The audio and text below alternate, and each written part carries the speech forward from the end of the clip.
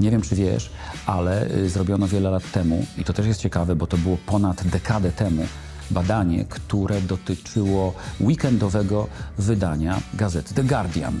I okazało się, że jedno weekendowe wydanie Guardiana zawiera w sobie tyle informacji, ile statystyczny mieszkaniec Wielkiej Brytanii przyjmował przez całe życie w średniowieczu.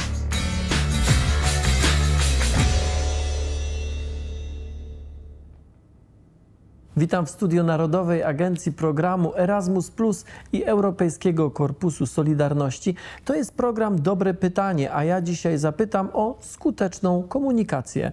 Osobą, która będzie o skutecznej komunikacji opowiadała, jest Tomasz Kamel. Dziennikarz, prezenter, producent telewizyjny. Długo można by wymieniać, ale dzisiaj chcę się skupić na tym na tej dziennikarskiej części twojego zawodowego życia. Nie masz czasami wrażenia, że dzisiaj skuteczna komunikacja, umiejętność skutecznej komunikacji jest ważniejsza niż kiedykolwiek wcześniej? Tak, dlatego że komunikacja międzyludzka z pozoru wydaje się być łatwiejsza niż kiedykolwiek. Kiedyś ludzie, bardzo dawno temu, głównie ze sobą rozmawiali. Później doszły inne media, takie jak choćby gazeta. Nagle pojawiło się radio, później telewizja. A co mamy teraz? Wszystko. Mamy absolutnie wszystko i to wszystko nie tylko pomaga w komunikacji, ale to wszystko też próbuje jakąś komunikację zastosować na nas, prawda? I ludzie są po prostu przebodźcowani, a gdy tych bodźców jest za dużo, zaczynają imiać się różnych skrótów i wtedy łatwo o przeinaczenie i niezrozumienie. Czy to było tak, że ty zostałeś dziennikarzem, bo pasjonowała cię, fascynowała cię komunikacja, czy raczej przypadkowo, jak wielu z nas przypadkowo niektóre rzeczy robi, zostałeś dziennikarzem, a później zdajesz sobie sprawę, przecież to jest fascynujące, bo ja się komunikuję z ludźmi. Początek był trochę przypadkowy, ale wyglądało to rzeczywiście tak, że na studiach germanistycznych, bo ja studiowałem germanistykę, miałem kolegę, który pracował w małym, lokalnym radio. I on już nie chciał dłużej być tym zapowiadającym audycję. Doszło do spotkania gdzieś na korytarzu, krótkiej rozmowy i on mówi, wiesz co, ja chcę mieć swój program, ale szukam kogoś, kto mnie zastąpi jako takiego anonsera zapowiadającego poszczególne programy. Ty masz ładny głos, może byś dał radę, chodź. No i zaprosił mnie tam. I rzeczywiście jak już tam wszedłem, to już nigdy nie wyszedłem, bo okazało się, że to jest mój świat, to jest to, co lubię robić najbardziej, więc stąd mówię, że to trochę przypadek. Ale komunikowanie się zawsze chyba było moją najsilniejszą stroną. Okej, powiedziałeś, ja zawsze byłem gadułą. Czy to jest tak, że trzeba się urodzić z cechami pewnymi po to, żeby dobrze się komunikować? Ja całe moje dorosłe życie trąbię na lewo i prawo, że bycia dobrym komunikatorem można się nauczyć. No dobra, no to jak się jej nauczyć? A co konkretnie, jak sądzisz, może nastręczać twoich problemów? Zapytałbym kogoś takiego. Może Tobie na przykład problemów. to, że język, jakim się posługuje, jest taka obawa, że jest może zbyt hermetyczny. To jest ewidentny problem, na przykład w komunikacji naukowej, gdzie rozmawia się albo wywiadu udziela obiektywnie bardzo mądry człowiek, mający gigantyczne zasoby wiedzy i absolutnie nie jest w stanie tego przekazać. Jeśli ktoś posługuje się, jak powiedziałeś, hermetycznym językiem i zdaje sobie z tego sprawę, to już jest pierwszy krok do sukcesu. To chcąc znaleźć posłuch u ludzi, którzy w jego temacie są laikami, powinien robić pewną techniczną sztuczkę. Czyli jeżeli używa fachowego pojęcia w swojej narracji, powinien przygotować się również z tego, żeby gdy go użyje, dostarczyć ludziom prostego, bazującego na kilku jasno określonych słowach wytłumaczenia tego terminu. To wtedy ludzie go jako komunikatora zaczynają kochać, bo jednocześnie czują, że czegoś się od niego nauczyli, buduje się w ich przekonaniu jego obraz jako eksperta, bo używa trudnych słów, ale eksperta, który jednocześnie troszczy się o to, żeby te trudne pojęcia od razu wyjaśnić. Myślę, że kolejnym takim strachem, który mógłbym mieć, jest to, że często, i to nie dotyczy tylko mediów, ludzie, którzy nie mają świadomości tej komunikacyjnej, mogą mieć problem z streszczeniem tego, co chcą powiedzieć. Miałeś tu swego czasu na fotelu kucharza. Tak. Jest taki w kuchni takie pojęcie jak redukcja. Okay. Tam sosy się redukuje i tak dalej. I ja przenosząc to 1 do 1 na obszar komunikacji zawsze staram się namówić do tego typu redukcji. I rzeczywiście próbując, mówiąc, opowiadając, proszę cały czas o to redukowanie. I wtedy powstaje taka kwintesencja wiedzy, rzeczy najważniejsze, które w takim wystąpieniu na przykład muszą zostać jako to, co przez widzów zostanie zapamiętane i najlepiej wdrożone później przez nich w dalszym życiu. Tomasz, mówimy o komunikacji, ale póki co rozmawialiśmy raczej o takiej komunikacji, bym powiedział, dziennikarskiej. A przecież komunikujemy się jako gatunek od dziesiątków tysięcy lat, może nawet dużo wcześniej. I czuję tutaj taką pewną sprzeczność. No to jak rodzimy się z tym jako przedstawiciele konkretnego gatunku, czy musimy się wyuczyć tego? Trzeba się uczyć, żeby wyjść ponad przeciętną. Ktoś kiedyś powiedział, że elokwencja, czyli logiczne wysławianie się i prawidłowe wysławianie się, to jest rzecz, która ściśle wiąże się z samotnością, w której człowiek się w tym doskonali. Bo jeżeli żyjesz w swoim stadle, w pewnym sensie liczbowo i terytorialnie ograniczonym, zaczynasz uczyć się prostych kodów komunikacyjnych, które ci wystarczą. Ludzie częściej, szczególnie w przeszłości, byli w stanie wiele emocji wyrazić poprzez śpiew i taniec, niż poprzez, intensywną rozmowę. Ale jeżeli chcesz wyjść poza ten krąg, być szerzej zrozumiany, lepiej zrozumiany, to się musisz w tej komunikacji doskonalić, bo inaczej nie da rady. Świat próbuje nam dostarczać różnych prostych rozwiązań, które z jednej strony są fajne, a z drugiej usypiają czujność. Słyszałeś, co przed chwilą powiedziałem? Fajne. Słowo fajne, wytrych. Bo są fajne. I my takich wytrychów jak słowo fajne mamy mnóstwo do bardzo łatwej dyspozycji, takich fast foodowych, komunikacyjnych trików. Tylko że one mają ograniczone możliwości. A jak chcesz być szerzej zrozumiany, poszerzyć horyzonty, wpłynąć na większą liczbę ludzi do czegoś przekonać, musisz się komunikacyjnie rozwijać. Komunikacja to także komentowanie, pisanie z ludźmi, nie rozmawianie z nimi, nawet nie rozmawianie przez telefon, ale wymiana czy treści, czy informacji przez różnego rodzaju komunikatory. Jak sobie radzić z bardzo częstym zjawiskiem i dla osób młodych często destrukcyjnym zjawiskiem, jakim jest hejtowanie? Jak komunikować się z kimś, kto jest dla ciebie niemiły, kto publicznie ci coś zarzuca, kto publicznie cię obraża? Ja mam tak, że z ludźmi, którzy obrażają mnie albo próbują w ten sposób zaatakować, zrywam wszelki kontakt. Nie wchodzę z nimi w żadne polemiki. Uważam, że naszym przywilejem jako ludzi w ogóle jest to, że niezgadzanie się ze sobą nie musi oznaczać konfliktu, to może oznaczać po prostu merytoryczną dyskusję i ten konflikt może być po prostu merytoryczny.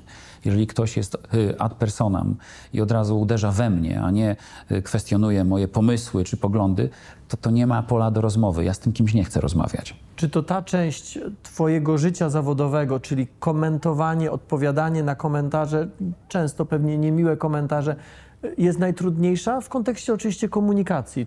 Czy trudniejsze dla ciebie jest stanie przed kamerą i rozmawianie z widzami, których przecież nie widzisz? Nie, rzeczywiście social media stanowią tutaj największe wyzwanie i to nie jest najtrudniejsze, to bywa najsmutniejsze, dopóki nie zrobi się tam porządku. Ja postanowiłem, że czy mój Facebook, czy mój Instagram, czy mój LinkedIn będą niczym mój dom, a ci, którzy mi tam towarzyszą, są zaproszeni, serdecznie zaproszeni, ale na moich warunkach. A moje warunki są takie, że nie zgadzam się na przychodzenie mi tam w brudnych, zabłoconych butach. Więc albo nauczę porządku towarzystwo i będę wymagał od nich dokładnie tego samego, co od siebie, albo polegnę. I ta walka jest trudna. Wprost w rozmowie, gdy spotykam ludzi na ulicy czy w studiu, tam nikt nie atakuje mnie tak, jak w internecie ludzie potrafią się nawzajem brutalnie ranić. Co doradzałbyś młodemu dziennikarzowi, młodej osobie, która wchodzi w świat mediów? Jak powinna, na które cechy, na które rzeczy powinna zwracać szczególnie dużą uwagę? Na skrupulatność. Myślę, że w tych czasach, w których teraz funkcjonujemy, ogromnie ważna jest skrupulatność. Bardzo mnie bawi takie dziennikarstwo copy-paste, które teraz ma miejsce w różnych nawet poważnych publikatorach. Jeśli ktoś chce zbudować taką rzetelną, długofalową, wiarygodną karierę, nie może iść na skróty, nie może omijać podstaw tego elementarza. I to jest to, co ja bym mówił do znudzenia, powtarzając młodym adeptom sztuki dziennikarskiej. Czy ciebie praca przed kamerą stresuje? Kamerą, mikrofonami, światłami, ludźmi, którzy stoją za kamerami, których widz nie widzi? Tak, tak. I ja dbam o to, żeby mnie stresowała. Bo to cię mobilizuje. To mnie mobilizuje. Ale stres może też człowieka zamknąć, może go sparaliżować. Co zrobić, żeby mobilizował, a nie paraliżował? Przede wszystkim trzeba sobie zdać sprawę z tego, że trema, stres uruchamia w organizmie nowe możliwości. Ludzie często jak są stremowani, zestresowani, więcej widzą, lepiej słyszą. Nawet powonienie się uruchamia mocniej, co czasami nie musi oznaczać niczego dobrego w kontekście estetycznym, ale jednak zmysły się wyostrzają. Jaki to jest fantastyczny przywilej w tej sytuacji, że jesteś jeszcze bardziej otwarty na wszystko, co się dzieje. Więc trzeba sobie nazwać po imieniu ten stres, on jest dobry. Ja w takiej sytuacji zadaję sobie 4 podstawowe pytania. Po pierwsze, pytam się siebie, czy już to kiedyś robiłeś? Odpowiedź brzmi tak. Czy wiesz, jak to zrobić? Tak. Czy jesteś przygotowany? Tak. I czy jesteś na to gotowy? No tak, inaczej bym tu nie stał. I jak tak sobie odpowiem na te 4 pytania, to mi ten stres przechodzi i dowodów mam mnóstwo, choćby przed programami na żywo. Gdy czuję, że chociaż wiem, jak to zrobić, wiem, jak ten program poprowadzić, wiem, jak trzeba się zachować, to jednak gdzieś tam mi serce łopocze. I sobie wtedy odpowiadam na te 4 pytania. I nagle okazuje się, że jest dobrze. Kilka miesięcy temu pracowaliśmy razem w jury pewnego konkursu. Ten konkurs jest związany z tym miejscem i z tym programem, bo chodzi o eduinspirację w zakresie mediów. To był konkurs dla młodych dziennikarzy. Oni opisywali projekty Erasmusa, projekty, które wydaje mi się można streścić w jednym zdaniu. Podróże kształcą. Tak. Na każdym poziomie, pod każdym względem. Erasmus kojarzy się tylko ze studentami, to jest program dużo szerszy. Ty też dużo podróżujesz. Podpisałbyś się 2 rękami i nogami na pewno pod hasłem Podróże kształcą. Tak, hashtag Podróże kształcą. Jak się komunikować, będąc za granicą? Jak się komunikować, nie znając języka tego, w którym rozmawiają inni? Myślę, że jedną z najważniejszych spraw jest odwaga. Ale odwaga nie wynikająca z tego, że jestem taki naturalnie hop do przodu, taki po prostu odważny sam z siebie, tylko odwaga wynikająca ze świadomości. Ze świadomości, że ta druga strona, ten człowiek z innego kraju, który też próbuje ze mną zbudować jakiś kontakt, on ma te same strachy w sobie, te same przemyślenia, tę samą niepewność. I gdy się tak trochę odsłonisz, otwarcie odsłonisz, to dużo łatwiej będzie tę komunikację, tę nić porozumienia zbudować. To nie jest tak, że ty przyjeżdżasz z jakiegoś kraju i to mówię teraz do tych, którzy rozpatrują kwestię Erasmusa, czy wyjechać, czy nie. I tam wszyscy jak native speakerzy śmigają w każdym języku świata, a ja jeden nie. Druga strona ma dokładnie te same problemy, co ty. I właśnie z rozwiązania wspólnego tych problemów komunikacyjnych rodzi się największa przyjemność.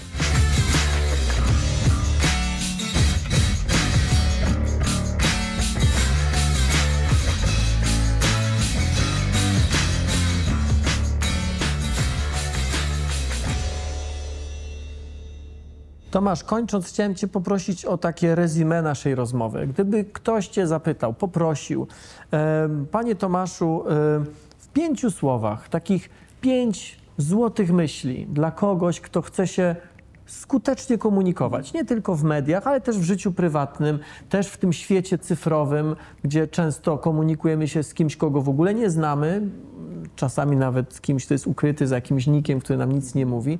Jakich 5, może 4, jak ci wygodnie, takich złotych myśli byś podał? No to spróbujmy. Pierwsza myśl jest taka, nie zajmuj się sobą, zajmuj się drugim człowiekiem. Czyli bądź go bardzo ciekaw, a dużo mniej przejmuj się tym, czy dobrze wypadasz. Druga sprawa to to, że jeżeli ja jestem Polakiem i chcę z kimś porozmawiać po angielsku, to nie jest jednoznaczne z tym, że muszę mówić jak native speaker z akcentem z Kentucky czy na przykład z Londynu. Nie, ja mam być skuteczny komunikacyjnie, a mój akcent jest w tym wypadku drugorzędny. Trzecia sprawa to to, że ludzie, którzy się szczególnie za granicą albo w sytuacji, gdzie są przedstawiciele kilku nacji, muszą ze sobą dogadać, oni mają ten sam problem. W tym konkretnym wypadku nawet bym inspirował do tego, żeby być tym inicjatorem przyznania się do sprawy. Wtedy innym od razu będzie lżej. I upraszczać. Język musi być prosty. Nie tylko w sytuacji, gdy rozmawiamy sobie my tutaj, ale już na pewno na płaszczyźnie międzynarodowej. Nie prostacki, ale prosty. wtedy łatwiej, szybciej się porozumieć. Bardzo Ci, Tomku, dziękuję za Cała tę przyjemność rozmowę. po mojej stronie. To był program Dobre Pytanie. Śledźcie i komentujcie nasz kanał. A jeżeli macie pomysł na swój projekt, wejdźcie na stronę erasmusplus.org.pl. W 2021 roku wystartowała nowa perspektywa finansowa Unii Europejskiej. Programy Erasmus Plus oraz Europejski Korpus Solidarności będą nadal realizowane do 2027 roku. Celem programu Erasmus Plus jest wspieranie uczniów, studentów, nauczycieli i wykładowców w ciągłym podnoszeniu ich kompetencji. Imponująca jest kwota przeznaczona na finansowanie działań programu Erasmus Plus – ponad 26 miliardów euro.